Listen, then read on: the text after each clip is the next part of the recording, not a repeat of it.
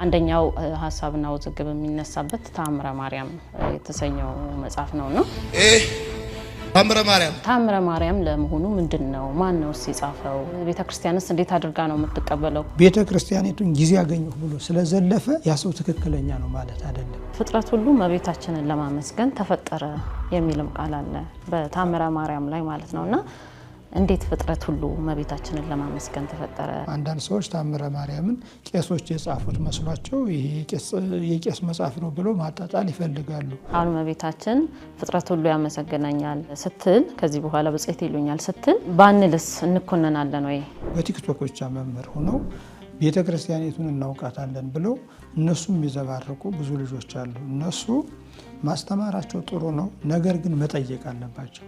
ከመምህራኑ ጋር መወያየት አለባቸው። የእመቤታችን ሐሳብ እንደ አምላክ ሐሳብ ነው እየተባለ የሚነሳ ጉዳይ አለና ምን ማለት ነው? የእመቤታችን ሐሳብ እንደ አምላክ ሐሳብ ነው ማለት ነው። በተለይ ሴት እህቶቻችን በዚህ ወደቁ ናቸው ይባላል። ዝም ብሎ ይሄ መልካም ልጅ ቲክቶክ ከከፈተ ተንጋግተው ነው አሉ የሚገቡ።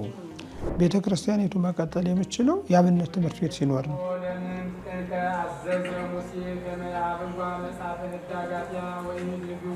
ፀሐይን ለብሳ ፀሐይን ተጎናጽፋ ከዋክብትንም አክሊል አድርጋ የታየች ማንም ሴት የለችም። ያቺ ሴት ማናት ከተባለ ቅድስት ድንግል ማርያም ናት።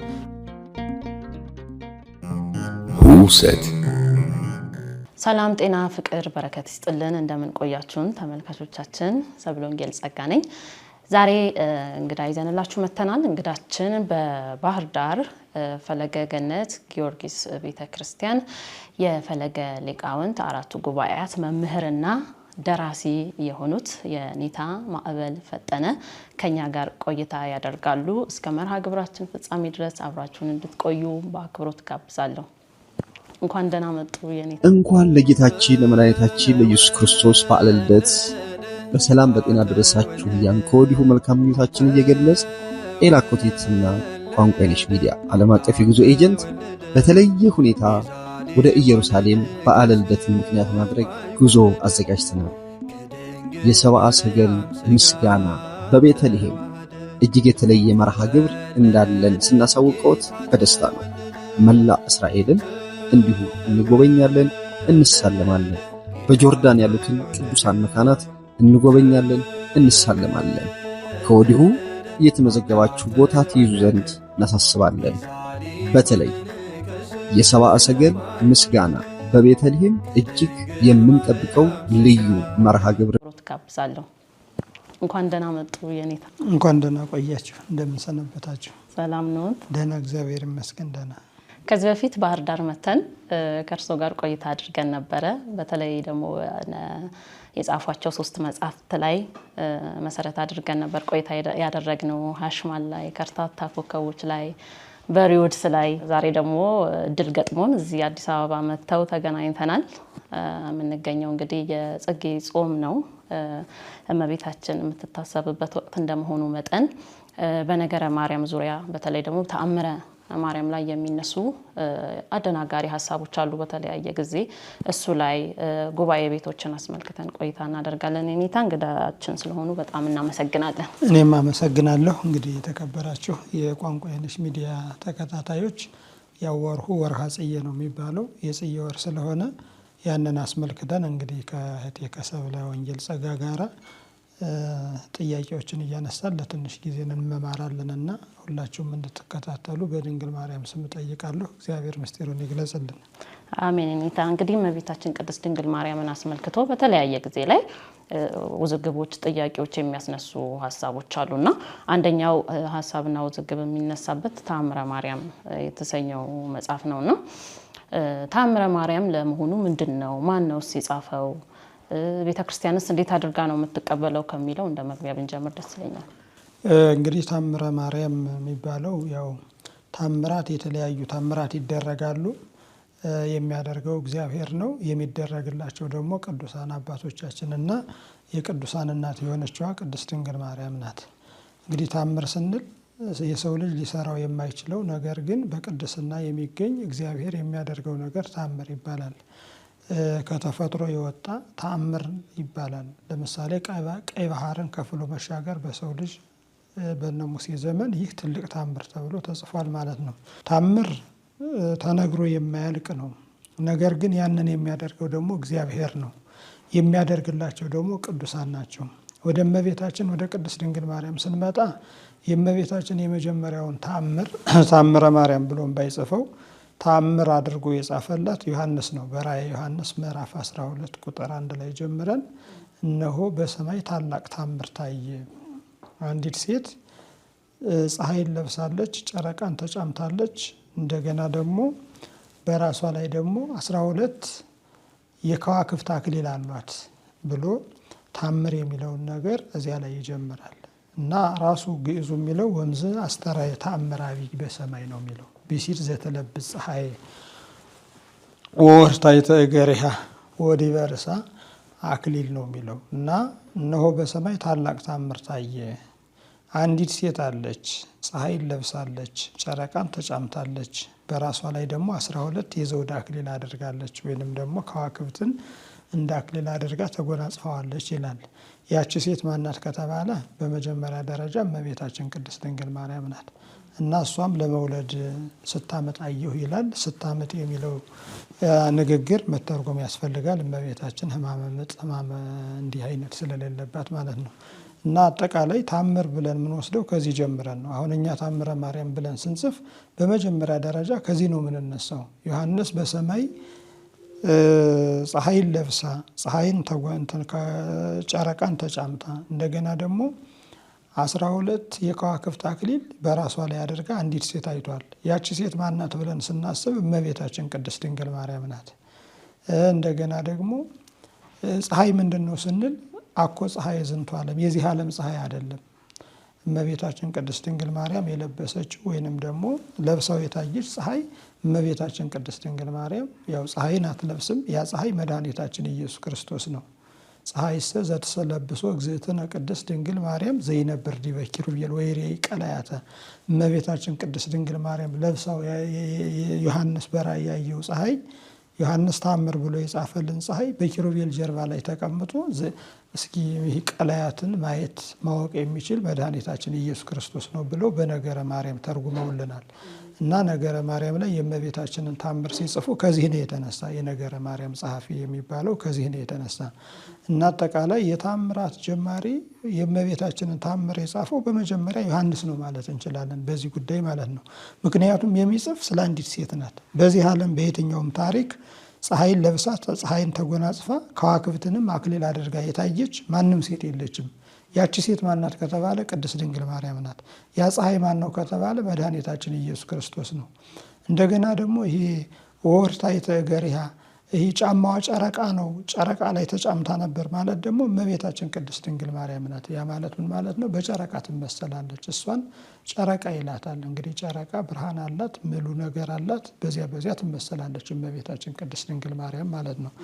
እንደገና ደግሞ 12 ከዋክብት አሉ። እነዚህ 12 ከዋክብት ደግሞ 12ቱ ሐዋርያት ናቸው። እነዚህ 12ቱ ሐዋርያት ለምን እመቤታችን እነሱን አክሊል አድርጋ ታየች ከተባለ ከእመቤታችን ጋር ጌጥ ፈርጥ ሆነው እመቤታችንን በቀኝና በግራ ሲያመሰግኑ የሚታዩት ምንጊዜም ሐዋርያት ናቸው። እና እመቤታችንም ከቤተ መቅደስ ወጥታ በነበረች ጊዜ በቤተ ዮሴፍ ወይንም ጌታን ከጸነሰች ማን ነው ጌታችን ኢየሱስ ክርስቶስን ይዛ ተሰዳ ከጌታ ጋር ከመኖር ኑራለች። ከዚያ በኋላ ሐዋርያትን መርጦ ከሐዋርያት ጋር ነው የኖረች እመቤታችን ቅድስት ድንግል ማርያም።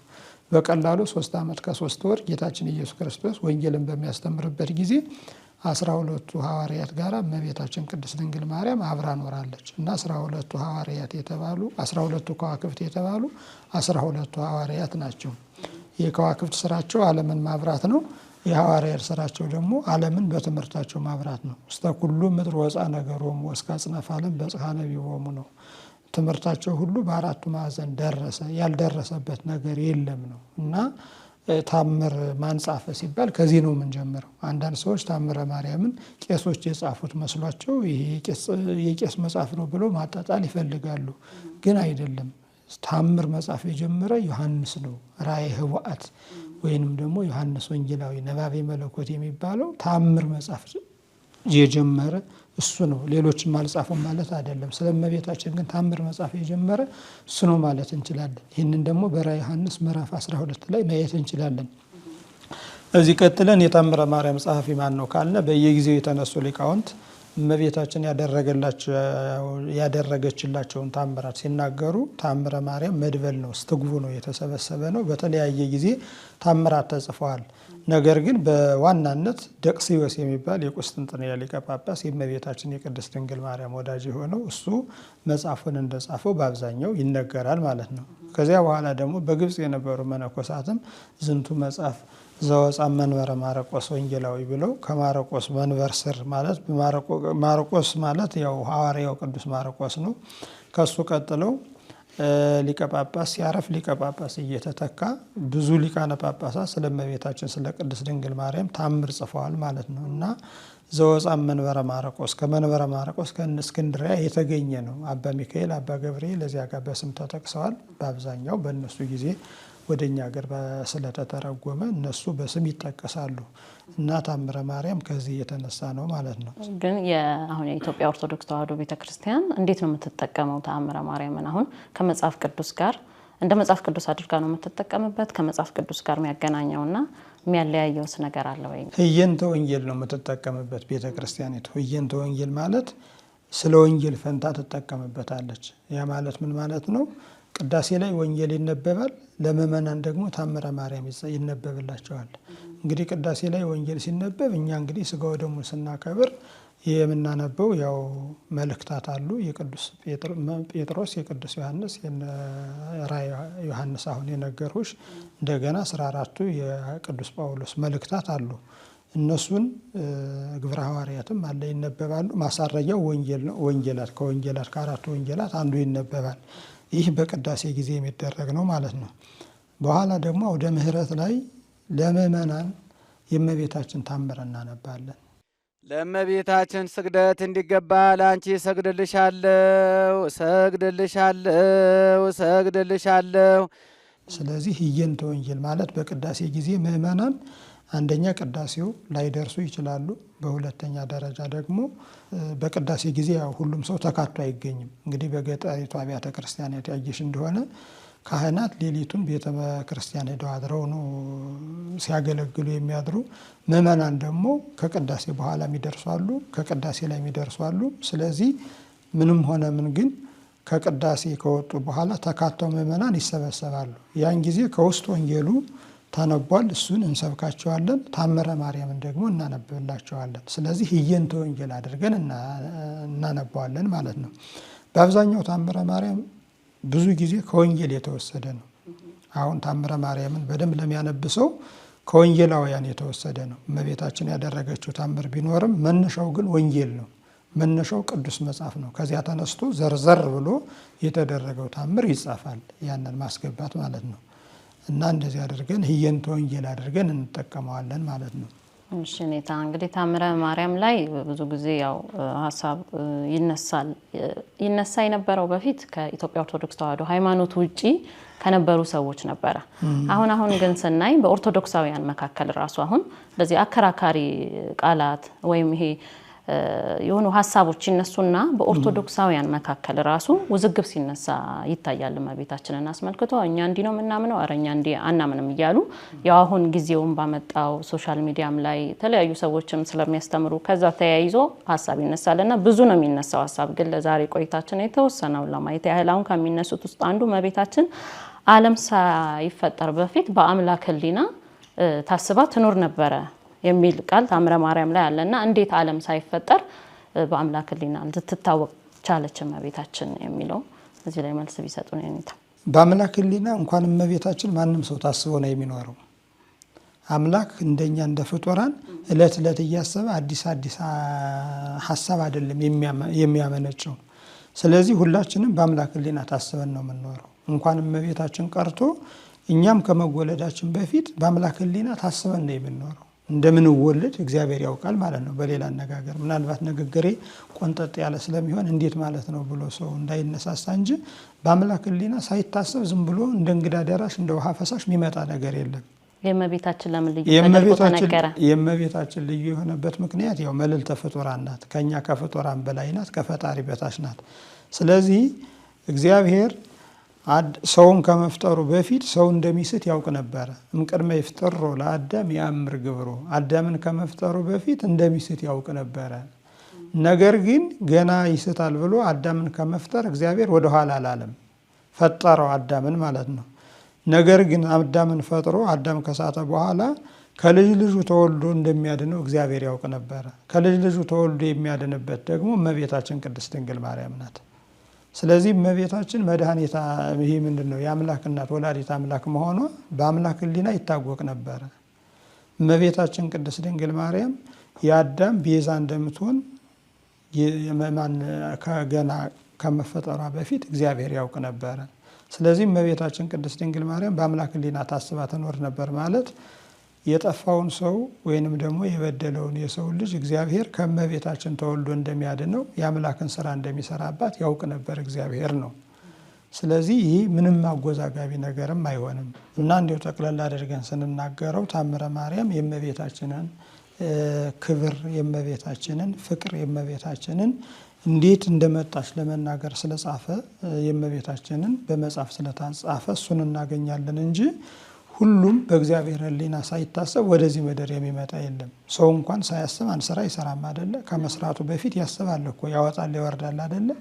ስለዚህ ሰው ከመስራቱ በፊት በሕሊናው የሚያወጣ የሚያወርድ ከሆነ እግዚአብሔርማ እንዴት እንደ እንግዳ ደራሽ እንደ ውሃ ፈሳሽ ያደርጋል?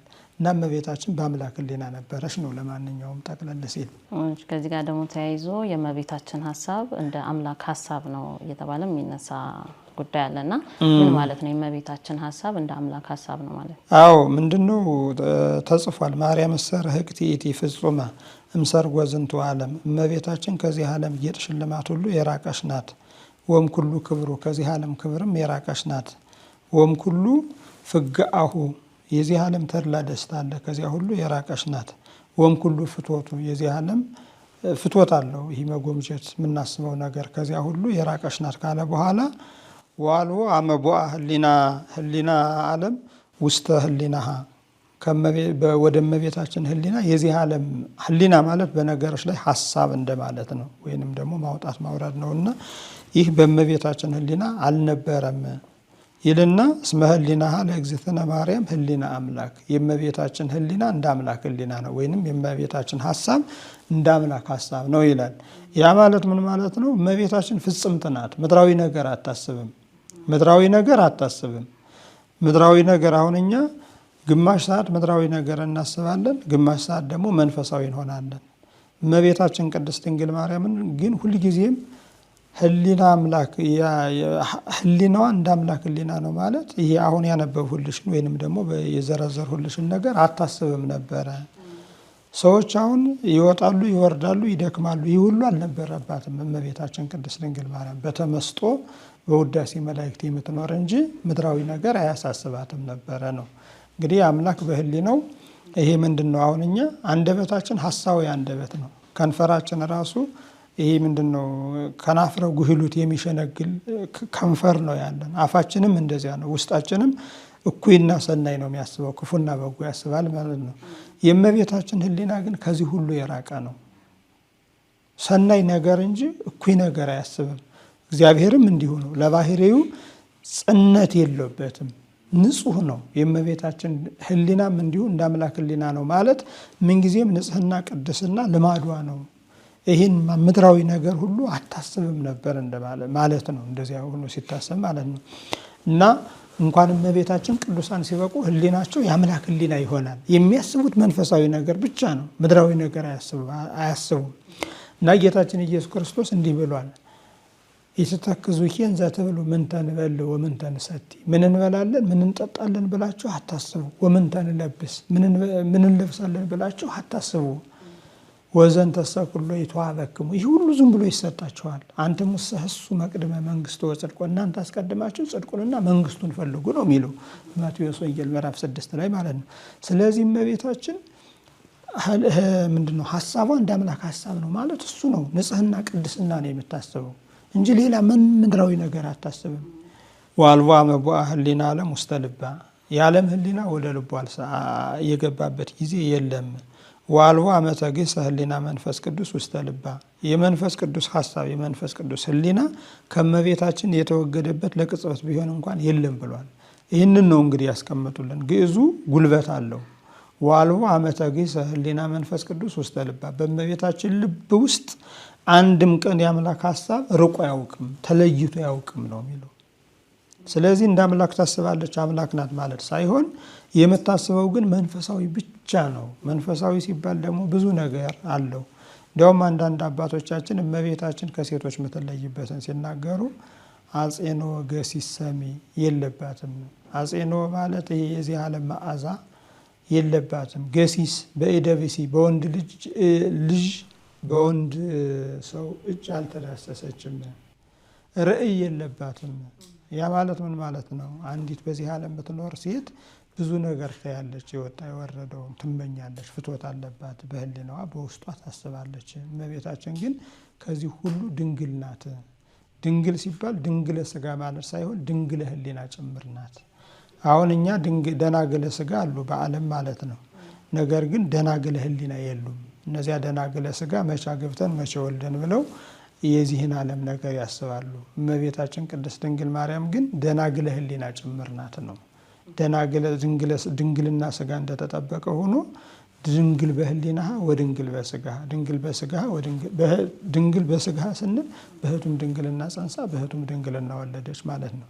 ድንግል በህሊና ስንል ደግሞ የዚህ ዓለምን ውጣ ወረድ አላሰበችበትም ነው እና እሱን እንዲያውም እኛ ስንማር እመቤታችን የዚህ ዓለም ህሊና የለባትም፣ ውጣ ወረድ ከሌለባት ለምንድን ነው በቤተ ዮሴፍ ሳለች ገንቦዋን ነጥቃ በአጭር ታጥቃ ውሃ ልትቀዳ ወደ ወንዝ የወረደች ብለን ለመምህራችን አነሳንላቸው። ይሄ ማለት የዚህ ዓለም ውጣ ወረድ ኑሮባት ውሃ መቅዳት አሳስዋት አይደለም።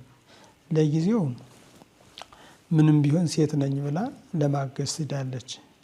በሁለተኛ ደረጃ ደግሞ እነ ሲፓራ እነ ርብቃ የታጩት ከወንዝ ነው እና መንፈስ ቅዱስ ከወንዝ ሊያጫር ስለፈለገ ለመታጨት ሄደች እንጂ ስጋዊ ህሊና ኖሮባት አልሄደችም ነው የሚሉ መምህራን። አሁን አይተች ከሆነ ሲፓራ ውሃ ስትቀዳ ነው ለይስሐቅ የታጨች። ማን ነው? ርብቃ ለይስሐቅ የታጨች ውሃ ስትቀዳ ነው። ሲፓራም ለሙሴ የታጨች ውሃ ስትቀዳ ነው። እመቤታችን ቅድስት ድንግል ማርያም ደግሞ ትጸንሲ ብሎ መልአኩ ቅዱስ ገብርኤል ያጫት ወንዝ ዳር ነው ውሃ ቀድታ ስትመለስ እና ለዚያ ሄደች እንጂ ይሄ ምንድነው ህሊና ሰብ የዚህ ዓለም ውጣ ወረድ ኑሮባት አይደለም ነው። ታምረ ማርያምም ዋልቦ ዘአርገ ምንድነው ህሊና አጓለመያ ውስተ ልባ፣ የሰው ልጅ ሀሳብ ልቧ ላይ አልነበረም አልተቀረጸም ነው።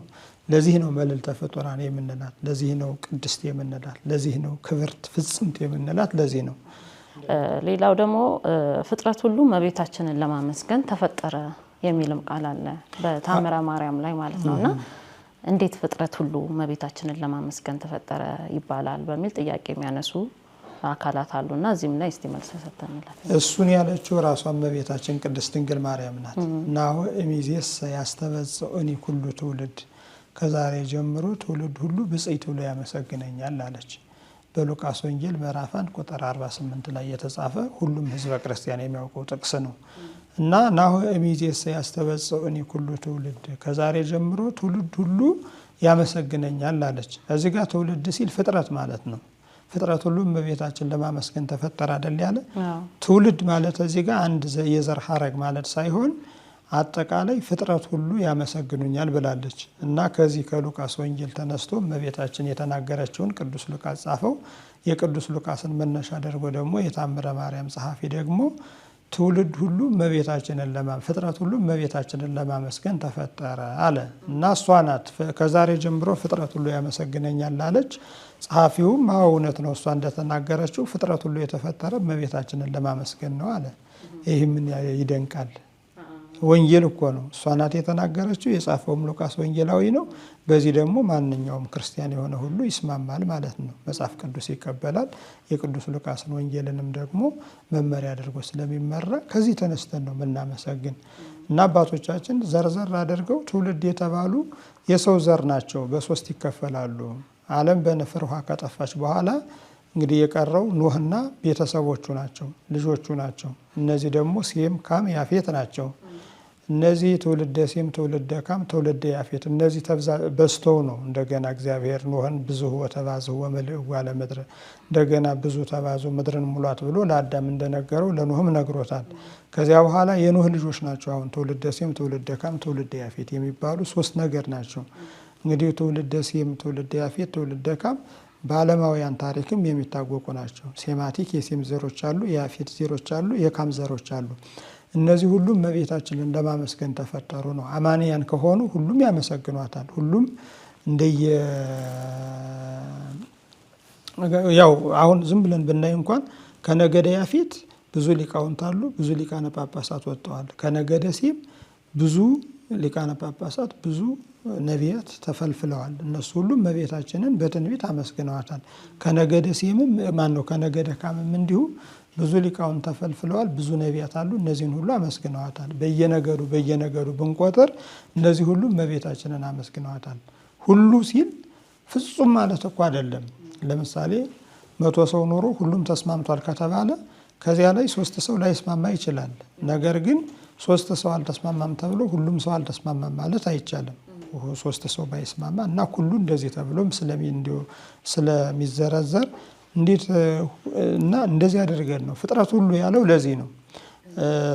አሁን አንዳንድ ጊዜ እኔ መቼ አመሰግናለሁ ሊል ይችላል አንድ ግለሰብ ማለት ነው። እሱ ባያመሰግን የእሱ እናት እመቤታችንን አመስግናለች፣ የእሱ አባት እመቤታችንን አመስግኗል። አንድ ሰው ብድግ ብሎ እመቤታችንን አላውቅም አለ ማለት እመቤታችንን ፍጥረት ሁሉ አያመሰግናትም ማለት አይደለምና እንደዚህ ተብሎ ሊታይ ይችላል ነው። እንደ ግዴታስ ነው ወይ? አሁን ለምሳሌ ሰው የተፈጠረው አምላክን ለማመስገን ነው አይደለ? አሁን እመቤታችን ፍጥረት ሁሉ ያመሰግናኛል ስትል ከዚህ በኋላ ብጽዕት ይሉኛል ስትል ባንልስ እንኮነናለን ወይ? አዎ እሱን ወልደ እግዚአብሔር ወልደ ዋለመያው የሰው ልጅ ማለት እሱን ሰው ሆነ ስጋ ለበሰ በመስቀል ተሰቅሎ አዳነን ካልነ እሷን ደግሞ ወላዲተ አምላክ ብለን ማመን አለብን።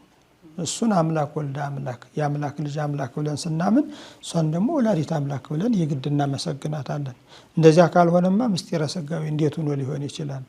ቃል ስጋ ከሆነ ቃል ሰው ሆነ ወይንም ደግሞ ስጋ ሆነ ተብሎ ተጽፏል አይደል? ስጋ የሆነው ከመቤታችን ነው።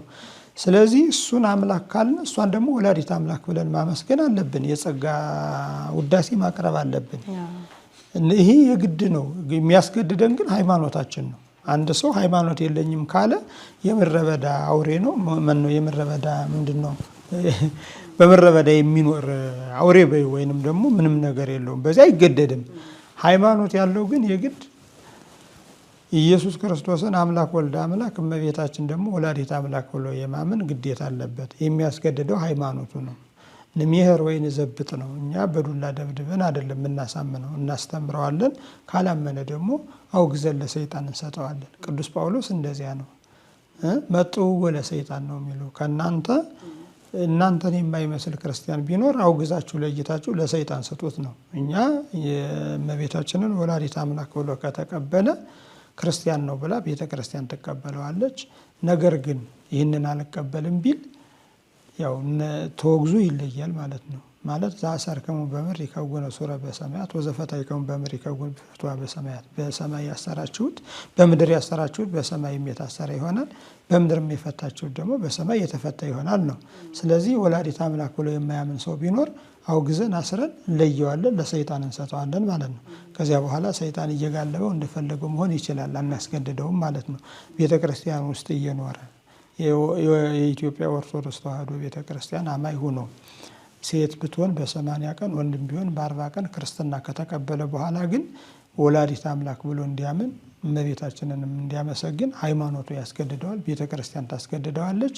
ከዚህ ከተለየ ደግሞ ቤተ ክርስቲያኒቱ አውግዛ ትለየዋለች። ስለዚህ የግድ ነው ሊሆን የሚችለው ማለት ነው፣ የፈቃድ አይደለም። እሺ መምህር፣ እንግዲህ አሁን ያው በቤተ ክርስቲያን ላይ በተለያየ ዘመን የተለያየ የክህደት ትምህርት ተነስቷል፣ የኑፋቄ ትምህርት ተነስቷል፣ ብዙ ከሃዲያንም ተነስተዋል እና ይሄ ነገር ደግሞ እስካሁንም ድረስ ያላባራ ጉዳይ ነው። አሁን ወደኛ ወደ ኢትዮጵያ ኦርቶዶክስ ተዋሕዶ ደግሞ ስንመጣ አሁን ይሄ ጊዜውም ያመጣው ነገር አለ። ይሄ የቴክኖሎጂ ዘመን እንደመሆኑ መጠን ሁላችንም እጃችን ላይ ስልክ አለና ያነበቡትን የማስተማር በዛ መካከል ደግሞ እንደዚህ የተለያዩ በቃላት ግድፈት፣ በአውድ በሄት ትርጓሜው ካለ መረዳት እየተነሳ ብዙ ጊዜ እንዲሁ ሲከራከሩና ያለን ብዙ ቦታ ማለት ነው። በዛ መሃል ደግሞ የሚጎዱ ንጹህ ደግሞ ምእመናን አሉ። ከዚህ አንፃር አሁን ኢትዮጵያ ኦርቶዶክስ ቤተክርስቲያን መሰረቷ የአብነት ትምህርት ነው፣ ሊቃውንቱ ናቸው ብለን እናምናለን እና ለዚህም መፍትሄ የሚሰጡት እርማትም የሚሰጡት እነሱ ናቸው ብዬ አምናለሁ እኔ በግሌና ስለ አብነት ትምህርት ቤቶች የተወሰነ ከዚህ ጋር ያይዘን ብናነሳ ደስ ይለኛልና የአብነት ትምህርት ቤቶች ለቤተ ክርስቲያን ምንድን ናቸው? ከመጀመሪያው እንነሳ። ሳይማሩም ያስተምራሉ። በቴክኖሎጂ ሞባይል ስላለ በእጃችን ሁሉም ሰው መምህር ሆኗል ብለሻል። አንድ ባለቅኔ ተናግሯል። መምህራን ኮኑ በበደወሉ ፊደላት ዘኸለቁ ሁሉ ምንድነው? ፊደል የቆጠሩ ሁሉ መምህራን ሆኑ ብሎ ነበር የተናገረ ድሮ ማለት ነው። ትንቢት ነው የሚመስለው አሁን ዛሬ። ያን ጊዜ በደንብ ትምህርት ያልተነቀቁ መምህር ሲባሉ አይቶ ነበር የተናገረው። አሁን ግን ፊደል ማነው ሞባይል ያዙ ሁሉ መምህራን ሆኑ ነው። በበደወሉ በሞባይሉ ምንድነው? በየሞባይሉ መምህራን ሆነዋል። ምእመናን እዚህ ጋር እኔም እሰማለሁ። በአብዛኛው እኔ ብዙ ይሄ ምንድነው ቴክኖሎጂም አንደኛ እውቀት ይቀንሳል ብዬ አስባለሁ። ብዙ ጊዜ ሞባይል የሚያዳምጥ ሰው ከሀሳብ ይርቃል እና ጭንቅላቱ ባዶ ነው የሚሆነው። እንዲያው ሀብተ መንፈስ ቅዱስም ይለየዋል ብዬ አስባለሁ። እኔ ሀሳብ ነው እና ብዙ ጊዜ እንዲያው በዚህ አጋጣሚ ቋንቋ የነሽን ሚዲያ የሚመለከቱ ሁሉ መስማት ያለባቸው መርጠው ነው መስማት ያለባቸው። ይህ ለነሱም አይጠፋቸውም እንጂ ዝም ብሎ አንዱ ብድግ ብሎ መምህር ነኝ ደግሞ ይገርምሻል። መምህር ማስተማር ብቻ እኮ አይደለም። የትም ሳይማር መምህር ተብሎ ደግሞ እንዳለ ሚዲያ ላይ ዝም ብሎ ሲመጣ አለን እኮ አሁን እኛ መምህር የሚባለው ተቋማት አሉ እኮ በኮርስ በአብነት ትምህርት ቤት በተለያዩ ኮሌጆች አብነት ትምህርት ቤቶች አሉ፣ ኮሌጆች አሉ። እንደገና ደግሞ አጭር ኮርሶች አሉ፣ ሰንበት ትምህርት ቤቶች አሉ። ከነዚህ ተምሮ ለማስተማር ሲበቃ ቤተ ክርስቲያን መጀመሪያ ሲያስተምር አይታ ከመሰከረችለት በኋላ ሚዲያም ላይ ማስተማር ይችላል። አሁን በአብዛኛው ግን በሰንበት ትምህርት ቤትም ላይ ያልነበሩ እንዲሁ በማህበረ ቅዱሳንም ታቅፎ ደግሞ ኮርስ ወስደው እንዲሁ ሳይማሩ አብነት ትምህርት ቤት ኮሌጅ እነዚህ ሁሉ ወጣ ብለው ደግሞ ዝም ብለው በራሳቸው ጊዜ መምህር ነን የሚሉ አሉ። እነዚያን ምእመኑ መከተል የለበትም። በእርግጥ የኢትዮጵያ ቤተክርስቲያን እኔ አሁን እንደሰማሁት ከሆነ አንድ መልካም ወጣት ተነስቶ ቲክቶክ ከከፈተ ሁሉም ተንጋግቶ እስቲ ባይሆን መልኩን አይተን ድምፁን ሰምተን እንምጣ ብሎ ሁሉም ነው አሉ የሚሄደው እና በተለይ ሴት እህቶቻችን በዚህ ወደቁ ናቸው ይባላል። ዝም ብሎ ይሄ መልካም ልጅ ቲክቶክ ከከፈተ ተንጋግተው ነው አሉ የሚገቡ እና እንዲሁ ጠንቀቅ ሲል አሁን የቤተ ክርስቲያኒቱ ትምህርት ምናልባት የቤተ ክርስቲያን ኃላፊዎች የሚያስቡበታል ብዬ አስባለሁ። ያው ሚዲያዎች ራሱ ማን ናቸው ለቤተ ክርስቲያን ሊሆኑ የሚችሉት? ፈቃድም መስጠት አለ፣ መከልከልም አለ። ለምሳሌ አንድ ሰው ነገር ሃይማኖትን አስተምራለሁ ካለ ያ ሰው በቤተ ክርስቲያን ምን ያህል አድጓል? ወይንም ደግሞ ሚዲያውን ሀብት ያለው ቢከፍለው ይህንን ትምህርቱን ኤዲት አድርጎ የሚቆጣጠረው ምን አይነት መምህር ነው ብሎ እንደዚህ አይነት ነገር ቢኖር መቼም ጋዜጠኛ ሳይሆን የጋዜጠኛ ስራ መስራት የተከለከለ ነው በሕገ መንግስት ይመስለኛል እኔ ሳስበው ማለት ነው። ጋዜጠኛ ለመሆን የግድ የጋዜጠኝነት ትምህርት መማር አለበት እና እንደዚያ ካልሆነ አስቸጋሪ ስለሚሆን ስለዚህ እንዲያው ብዙ አንዳንድ ጊዜ እኮ በሞባይል እኮ አንደኛ ሞባይል እውነት ለመናገር እዚህ 24 ሰዓት እንኳን ብናወራ በሚዲያ ላይ መምህር መሆን አይቻልም። ሚዲያም ላይ ደግሞ ተምሬያለሁ ብሎ ደግሞ እውቀት ጨብጫለሁ ማለት አይቻልም። ሚዲያ ይሄ ምንድነው ማለት ትንሽ ለማስገንዘብ ያህል ወቅታዊ ጉዳዮች ሲሆኑ የመግለጫ ያህል ነው እንጂ የምንጠቀምበት መሰረታዊ ትምህርት ከሆነ ያው 4 ዓመት 5 ዓመት መማር ይጠይቃል። እንደሱ አድርገን ጠቅላላ አድርገን እነዚህን መግታት ያስፈልጋል። ይሄ ዝም ብሎ ማለት ይሄ የቤተ ክርስቲያን ውጭ ሆኖ በቲክቶክ ብቻ መምህር ሆነው ቤተ ክርስቲያኒቱን እናውቃታለን ብለው እነሱም የሚዘባርቁ ብዙ ልጆች አሉ። እነሱ ማስተማራቸው ጥሩ ነው፣ ነገር ግን መጠየቅ አለባቸው። ከመምህራኑ ጋራ መወያየት አለባቸው። መጽሐፎች እንዴት ተተረጎሙ ብሎ ማወቅ አለባቸው። ሀሳብ ከመስጠታቸው በፊት ለሌሎች መልስ ከመስጠታቸው በፊት እኔ ምን ያህል ተረድቼዋለሁ ማለት አለባቸው። እሱን መናገር እችላለሁ፣ ማስገንዘብ ፈልጋለሁ። ወደ አብነት ትምህርት ቤት ስንመጣ እንግዲህ የአብነት ትምህርት ቤት ሲባል ትምህርቱ ብቻ አይደለም፣ መንፈሳዊ ሕይወቱ ጭምር ነው እዚያ የሚጀምረው። ገና ሕፃናት ልክ ወደ ትምህርት ቤት ሲሄዱ ተሪያቸውን ተላጭተው ልብሳቸውን ትምህርተ መስቀል ተላብሰው እግዚአብሔርን ፈልገው ገና ከሕፃንነት ጀምረው ይሄዳሉ። ትምህርት በስመ አብ ብለው ከሚጀምሩበት ጊዜ ጀምሮ ያሉ ሕፃናት እንግዲህ የሚያድጉት ከቤተ ክርስቲያን ነው። ሁሉንም ነገር የቤተ ክርስቲያን የሆነውን ነገር ያውቃሉ። በበህቅ በየጥቂት እያሉ እያደጉ ነው የሚሄዱ እና ለቤተ ክርስቲያን አይኖቿ እነሱ ናቸው። ከሕፃንነት ጀምረው ተዋህዷቸው ነው የሚያድግ። መልካቸው ራሱ ይናገራል። ቆሎ ትምህርት ቤት ያደጉ ልጆች በጣም እጅግ ሰከን ያሉ የተረጋጉ፣ እንደ ሌሎች ልጆች ቦርቀው ተጫውተው እንኳን የሚያድጉ ናቸው ማለት ነው። ማለዳ ተነስተው ፊታቸውን ከመታጠባቸው ይልቅ ውዳሴ ማርያም ነው የሚደግሙት፣ ዳዊት ነው የሚደግሙት። እንደገና ደግሞ ሠርከ ኅብስትም የላቸውም። ያው ዳዊት ከደገሙ በኋላ በእንተ ማርያም ብለው አኮፋዳቸውን ይዘው ሂደው ያው ያገኟትን ያህል ይዘው መጥተው እግዚአብሔርን አምነው የሚኖሩ ናቸው። በእውነት የእነዚህን ጸጋ ማንም ሰው ያገኘውም። ዛሬ እኔ አሁን ካለሁበት የእድሜ ደረጃ ደርሼ ተመልሰህ ምን መሆን ትፈልጋለህ ቢሉኝ እነሱን መሆን ነበር መፈልገው። ገና ከጉባኤ ቃና ጀምሬ ቅኔ እየቆጠሩ እንደነሱ ዳዊት እየደገም ውዳሴ ማርያም እየደገሙ ልክ እንደነሱ መኖር ነው የምፈልገው እና የአብነት ትምህርት ቤት ከዚያ ነው የሚያድገው። ከዚያ ይጀምራል የአብነት ትምህርት ቤት ማለት ነው።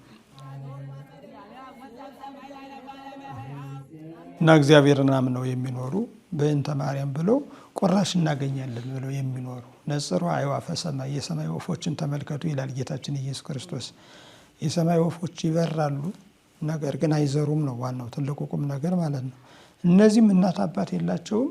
እግዚአብሔርን አምነው እመቤታችን ቅድስት ድንግል ማርያምን አምነው በእንተ ስማ ለማርያም ስለ ወላዲት አምላክ ብለው ከሰው በር ሂደው የሰው ግቢ ሳያንኳኩ ማለት ነው ድምፃቸውን ብቻ አሰምተው። አንድ የቆሎ ተማሪ ወደ አንድ ቤት ሲሄድ ግቢ አይቆፈቆፍም። በእንተ ስማ ለማርያም ስለ ወላዲት አምላክ ብሎ ድምፁን ከፍ አድርጎ ይለምናል። ባይሰሙት ይህንን ድምፅ እስከ 3 እስከ 4 ጊዜ ይሰማዋል፣ ይደግመዋል። ከሰሙት ወይ እግዚአብሔር ይስጥህ እንጀራ የለንም ይሉታል፣ ያለዚያም ደግሞ ይዘክሩታል ማለት ነው። ነገር ግን ይህንን ሁሉ ሲያደርግ የግቢዋን በር እንኳን አይነካም፣ ድምጿን ብቻ ነው ያሰማ ማለት ነው። እና የአብነት ትምህርት ቤት እንደዚህ ነው።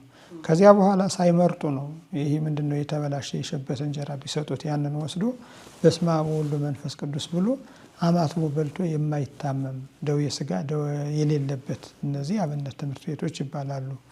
እነዚህ በጣም ንጹሐን ናቸው፣ በጣም ንጹህ የሆኑ ማለት ነው። እንደዚያ ነው። አሁን ብዙ ጊዜ አሁን ቀደም ሲልም ባነሳ ነው ሀሳብ የኢትዮጵያን ሊቃውንትን ወደ ጎን ገሸሽ አድርጎ የውጭ ሊቃውንትን የመከተል እነሱ የጻፏቸውን መጻሕፍት የማንበብ በእንግሊዝኛ የተጻፉ ነገሮች ላይ ዲፔንድ መሆን ነገር እዛ ላይ የመመስረት ነገር እናያለን እና የኢትዮጵያ ቤተክርስቲያን ደግሞ መሰረቷ ወይም የጀርባ አጥንቷ ከአብነት ትምህርት ቤቱና ከዛ የሚወጡ ሊቃውንት እንደሆኑ ይታወቃል እና ከዛ አንጻር ለቤተ ክርስቲያን ምኗ ነው ማለት እንችላለን? አሁን የአብነት ትምህርት ቤት ወይም ከዛ የሚወጡ ሊቃውንት ለቤተ ክርስቲያን ምንድን ናቸው?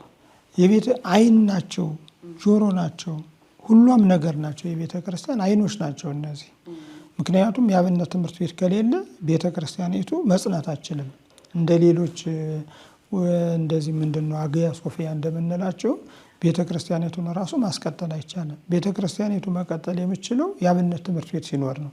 የአብነት ትምህርት ቤት ከሌለ ኢትዮጵያ ውስጥ አይደለም 5 ዓመት የአብነት ትምህርት 10 ዓመት የአብነት ትምህርት ቤት ቢቋረጥ ያለው ያልቃል። ከዚያ በኋላ የሚያስቀጥለው የለውም። ቤተ ክርስቲያኒቱ ወደ ሌላ አሁን እንደምናያቸው በውጭ ሀገር እንዳሉት ወደ ምንድነው ይሄ ወደ ገበያ ቤት ወይንም ደግሞ ወደ ገበያ ማዕከል ትቀየራለች። ስለዚህ የአብነት ትምህርት ቤቶች መሰረቷ ናቸው።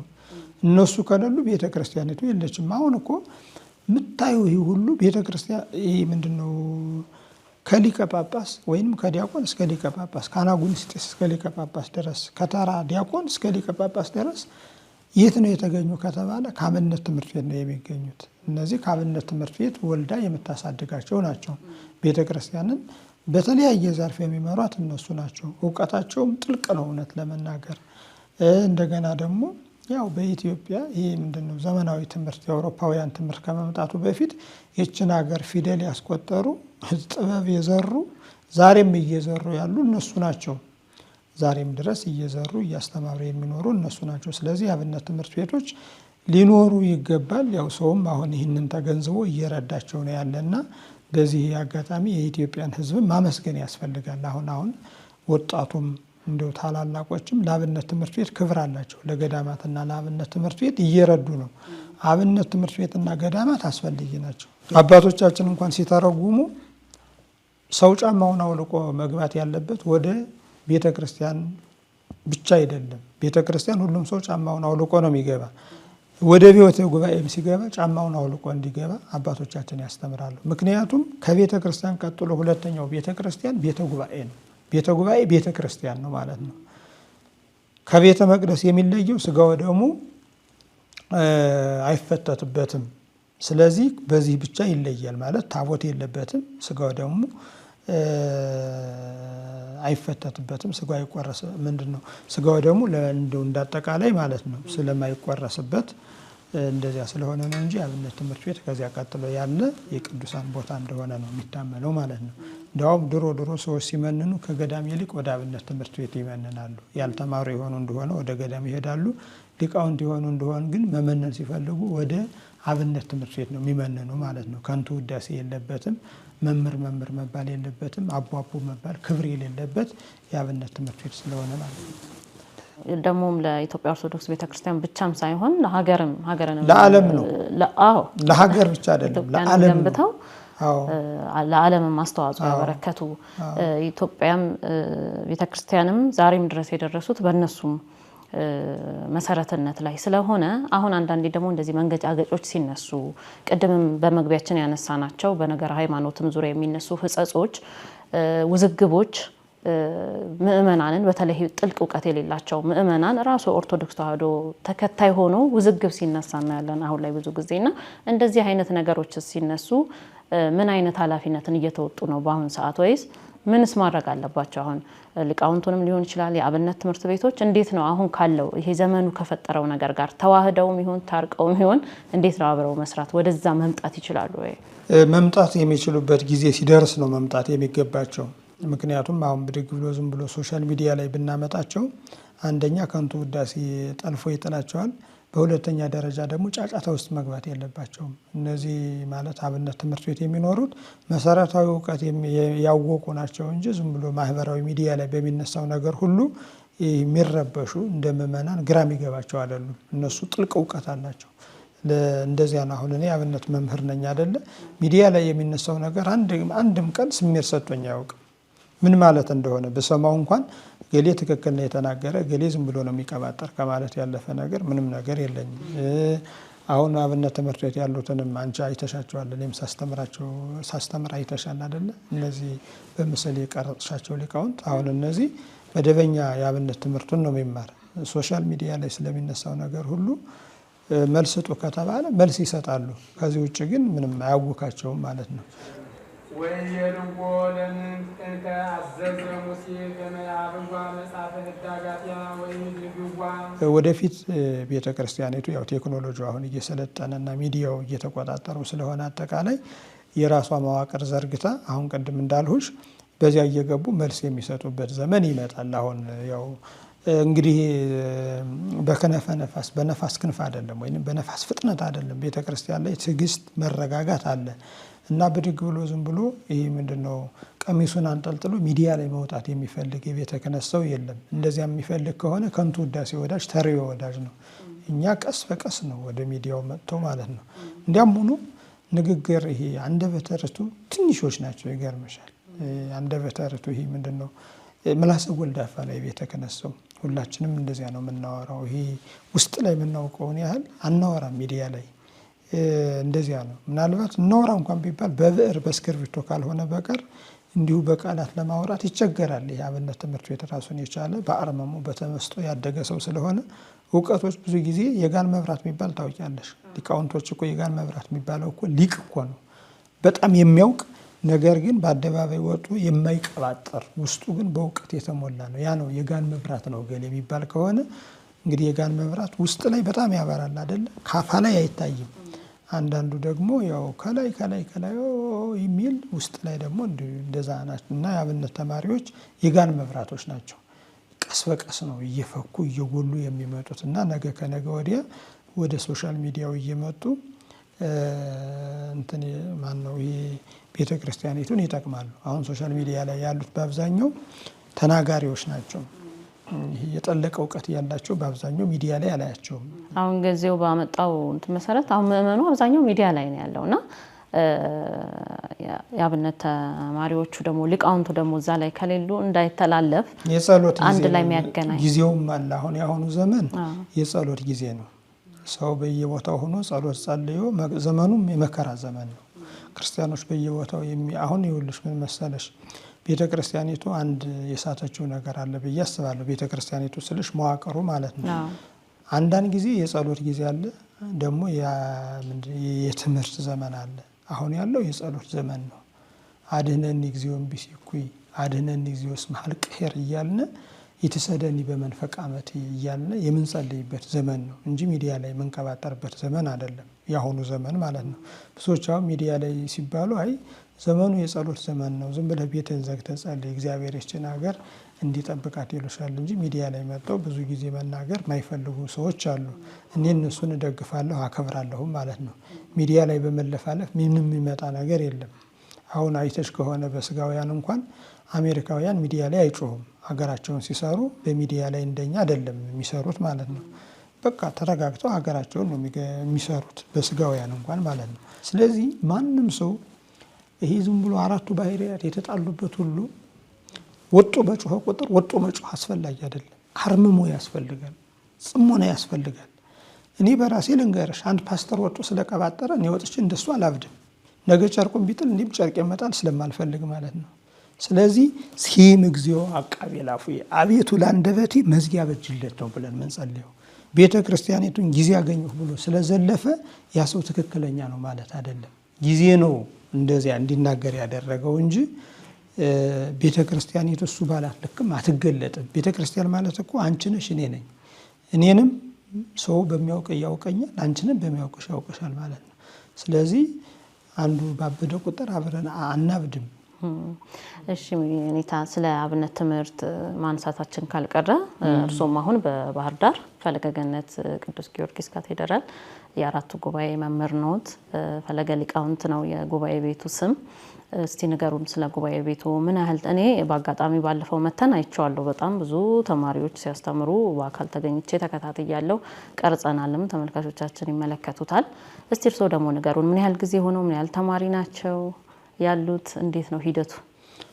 አሁን አጠቃላይ በሁለት ነው የሚከፋ። እንግዲህ ያው እኔ በአብዛኛው የሚያውቀኝ ሰው ብዙ ጊዜ መጽሐፍ ስለመጽፍ ይሄ ድርሰት ዓለም ላይ እንዳለ ሆነው እንጂ አሁን ጉባኤ እንደጀመር ብዙ ሰው የሚያውቅ አይመስለኝም። ጉባኤ ከጀመር አሁን 3ኛ ዓመት ጀምሬያለሁ። 2016 ዓመተ ምህረት ታኅሳስ 1 ቀን ነው በባህር ዳር ጊዮርጊስ በፈለገ ገነት ቅዱስ ጊዮርጊስ ማስተማር የጀመሩት። ከዚያ ቀን ጀምሮ ነው። አሁን ያው 2018 ነው 3ኛ ዓመቴን ጀምሬያለሁ ማለት ነው። እዚህ ሚዲያ ላይ ወይንም ደግሞ አንቺ የቀረጽሽውን አሁን ሰው እንደሚያየው እነዚህ ሊቃውንቱ አሉ። ያው በአብዛኛዎች የሚታወቁ ሊቃውንት ናቸው። እዚህ ጋር ሁሉም ሰው ቢያቸው በተለይ የቤተ ክርስቲያን ሊቃውንት ከሆኑ እነዚህ አሁን ከኔ ጋር ያሉት ሊቃውንቱ ናቸው። እነዚህ ሁሉም የተማሩ ናቸው። እንደው ዝም ብለን ተሰብስበን አንዳንድ ነገር እንወያይ ለማለት ነው እንጂ አሁን እዚህ ጋር የምታያቸው ሁሉ ያቋቋም፣ የድጓ፣ የቅዳሴ፣ የዝማሬ መዋሥዕት መምህራን አሉ። እንደገና ደግሞ በሌላ ክፍል ደግሞ የሐዲስ ኪዳን፣ የብሉይ ኪዳን የሊቃውንት አሉ እና ይሄ ምንድነው አንዱ ሁሉንም ነገር ሰብስቦ ለመማር ያው ረጅም ጊዜ ስለሚጨርስ ብሉይ ኪዳን ያልተማሩት አዲስ ኪዳን ተምረው ብሉይ ኪዳን ያልተማሩት ያው ብሉይ ኪዳን ትርጓሜ ይማራሉ። ደግሞ ብሉይና ሐዲስ ተምረው መጽሐፈ ሊቃውንት ያልተማሩት መጽሐፈ ሊቃውንት ይማራሉ። ብሉይ ሐዲስ መጽሐፈ ሊቃውንት ተምረው ደግሞ መጽሐፈ መነኮሳት በመማር ላይ ያሉ አሉ እና እንዳጠቃላይ እነዚህ አሁን የምታያቸው በእውቀትም ከኔ በላይ የሆኑ ብዙዎች አሉ። እንዲህ ያው ጉባኤ ነውና ተሰባስበን እኔ እንደ መምህር እነሱ ደግሞ እንደ ጓደኛ ሆነን እንደዚሁ እየተወያየን ያለን። ነገር ግን አሁን ከዚህ ከምትመለከቻቸው ሊቃውንት መካከል ቤተ ክርስቲያኑ እንደምታዩ ያው ከተማ መሀል ነው ያለ። ቦታውም ጠባብ ነው። ነገር ግን ለመጽሐፍ ትምህርት ቤት ይሁን ብለው ቦታ ቤተ ክርስቲያኑ በመደበው መልኩ አሁን አዳሪ መደበኛ 50 ተማሪዎች አሉ። ሌሎች ደግሞ ተቀጥረው በየአጥቢያው እያገለገሉ እየመጡ ተምረው የሚሄዱ አሉ። እንደገና ደግሞ ከዚህ ቦታ እስኪያገኙ ድረስ ደግሞ በሌሎች አድባራት ትምህርት ቤት ተጠግተው እዚህ እየመጡ የሚማሩ አሉ የምታያቸው ማለት ነው። ስለዚህ ከነዚህ ውስጥ 50 አዳሪ ተማሪዎች ሰርክ ህብስታቸውም እዚህ ጉባኤ ቤት ነው። ነገር ግን ሰርክ ህብስታቸው ጉባኤ ቤት ይሁን እንጂ ምግባቸው ሰርክ ህብስት ማለት ያው ለማይረዳው ምግባቸው እንግዲህ ምንድነው ሰርክ ህብስት ማለት ያው ሰርክ ማታ አንድ ጊዜ መብላት ስለሆነ ነው። በገዳም በትምህርት ቤት ሰርክ ህብስት ነው የሚባለው። መጧት ቁርስ፣ እዚያ ምሳ፣ ከዚያ በኋላ መክሰስ፣ እዚያ እራት ስለሌለ ሰርክ ህብስት ማለት ከቀን አንድ ጊዜ ብቻ አንድ እንጀራ የሚያገኙ። አሁን እነዚህም ተማሪዎች የምታያቸው 50ዎች በቀን 50 እንጀራ ይጋገርላቸዋል። እንግዲህ ራታቸውን ብቻ በልተው ያድራሉ። ቀን ጦማቸውን ነው የሚውሉት ማለት ነው። እንደዚሁ ደግሞ ጾም ባልሆነ ሂንድ ነው ባለፋሲካ በሆነ ጊዜ ደግሞ ምሳ ይቀምሳሉ። ሌሊት ደግሞ ያው ካገኙ ጥሬ ይበላሉ፣ ካጡ ደግሞ ያው እንደ ቤታቸው ነው ያድራሉ ማለት ነው። እና እንደ አጠቃላይ 50ዎች መደበኛ ናቸው። ሌሎች ደግሞ ያው እየተመላለሱ እየተማሩ በራሳቸው ወጪ የሚማሩ ናቸው። በራሳቸው ወጪ ይማራሉ። እንደገና ደግሞ አጥቢያ ላይ ተቀጥረው እንዲሁ አሁን ትምህርት ያልቅ አይደል ሁልጊዜ ስንማር አይደል የምንኖረው። እንግዲህ የኛ የቤተ ክርስቲያኒቱ የርቀት ትምህርት የላትም። ተቀጥረውም የርቀት ትምህርት እኔም አላምንም። በርቀት ሰው ሊቅ ይሆናል ብዬ ስለማላምን ማለት ነው። ይሄ ዘመናውያን ናቸው በርቀት ተምረን ዲግሪ ዶክተር ምናምን ሆነ የሚሉ። የኛ የቤተ ክርስቲያን የርቀት ትምህርት የለንም፣ መደበኛ ነው አሁን። እና እነዚህ ሌላ ቦታ ተቀጥረው በየአድባራቱ ከዚህ በፊት በተማሩት በሊቅነታቸው እያገለገሉ እንደገና ደግሞ ከዚህ በፊት ሳይማሩት ያው በአንድም በሌላም የተውትን የሚያስቀጥሉ ሊቃውንት ናቸው ያሉ። እና እንደ አጠቃላይ ያው 50ዎች መደበኛ ናቸው። እንግዲህ በቀን 50 እንጀራ እንጋግራለን። ለነሱ ያው ከባለ ምንድነው በጎ አድራጊ ነው የሚባለው፣ በጎ አድራጊዎች አሉ። በዚህ አጋጣሚ ማመስገንም እፈልጋለሁ። ያላቸውን እየሰጡ እስካሁን ድረስ ያው 3ኛ ዓመት ጀምረናል። ያው በቀን አንዳንድ እንጀራ ያገኛሉ። እሷን እየበሉ ይማራሉ ማለት ነው። እኔም አንድ እንጀራ ነው እየበላሁ ትምህርት ቤት የተማርሁና ያንን በገዳምም በቀን አንድ እንጀራ ነው የሚሰጥ እና እንደዚያ ይሆንላችሁ ብዬ እኔም በቀን አንድ እንጀራ ያገኛሉ። ደግሞ ወደፊት ደግሞ ጉባኤው እየሰፋ በጎ አድራጊዎችም ሲገኙ ደግሞ ይቺ አንድ እንጀራ ደረቅ እንጀራ 2 ትሆንላቸዋለች ማለት ነው።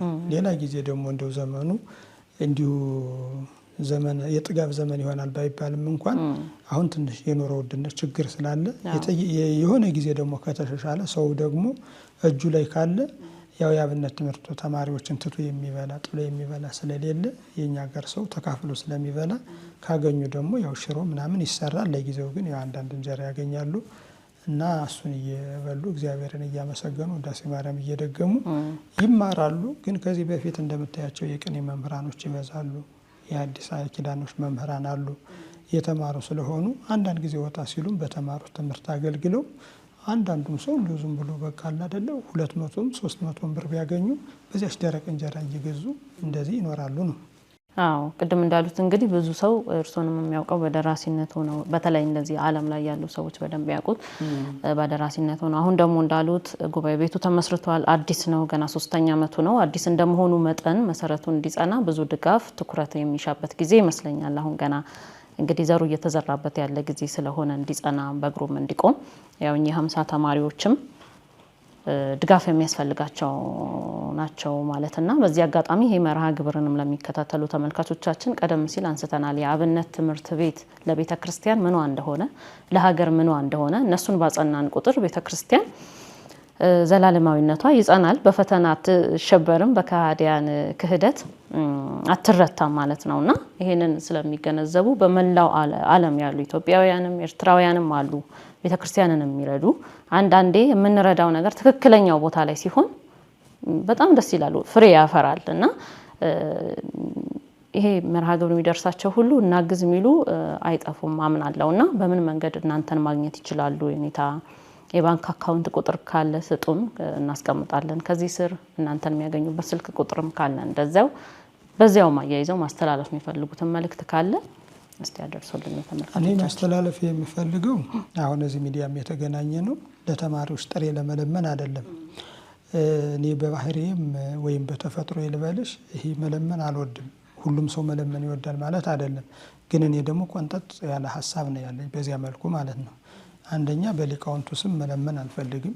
ይሄ ማለት ውርደት ነው ብዬ ነው ማምነው። ገንዘብ በሊቃውንቱ ስም መለመን፣ በጉባኤ ቤት ስም መለመን ለክብሬም አይመጥንም ብዬ አምናለሁ። ለክብሬ ስልሽ ለቤተ ክርስቲያኒቱ ክብር አይመጥንም ብዬ አምናለሁ። ልመና አልፈልግም። ለምን ብትይኝ እኔ ራሱ ወደ ድርሰቱ ዓለም የገባሁት ከመለመን ነፃ እንደሆን ብዬ ነው። እና አሁን የራሴን አሁን ስኖር የራሴ መጽሐፎች አሉ፣ እነሱ ይሸጣሉ። አሁን እንኳን ደሞዝም አለኝ ማለት ነው። ስለዚህ ራሴን ነፃ ያወጣሁት መጀመሪያ መጽሐፍ ጽፌ ነው። ከመቀጠሬ በፊት መጽሐፍ ጽፌ ራሴን ነው ነፃ ያወጣሁት። እና ይሄ ሰውን አግዙኝ ምናምን ማለት አልወድም። እንደዚህ አይነት ነገር አልወድም። ልጅም እያለሁ ያው በእንተ ማርያም ማለት መለመን ሳይሆን አሁን በእንተ ማርያም ማለት ስሙ ነው እንጂ ልመና የሚባለው ልመናው ግን ይሄ ዝም ብሎ እርዱኝ ጥሩኝ አይነት ልመና አይደለም። በእንተ ማርያም ሲባል እመቤታችንን ይዞ ሄዶ በእንተ ማርያም ማለት ነው። እና ከዚህም ጋር መናገር የምፈልገው አይ እንደው እኔ ለተማሪዎች ጥሬ በገዛላቸው በረከት አገኛለሁ የሚል ሰው ካለ ያው አካውንት ቁጥር ለትምህርት ቤቱ አለ። የባህር ዳር ቅዱስ ጊዮርጊስ የአራቱ ጉባኤያት እና የቅኔ ምስክር ጉባኤ ቤት ነው የሚለው